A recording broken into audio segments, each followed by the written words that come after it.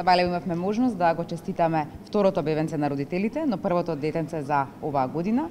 Навистина ми е мило што имавме можност да сите заедно ја споделиме нивната среќа, која што видно ја споделуваат и навистина свежина во очите на мајката и на таткото. Но многу е важно да потенцирам дека ние како министерство и како влада се грижиме за секој дете во нашата држава.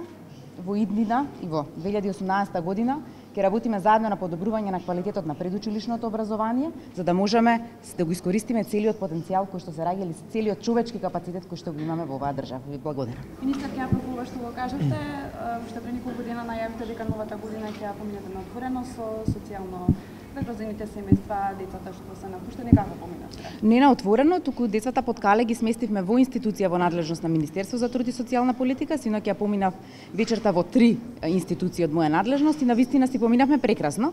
Споделивме некои од нашите радости на социјалните мрежи.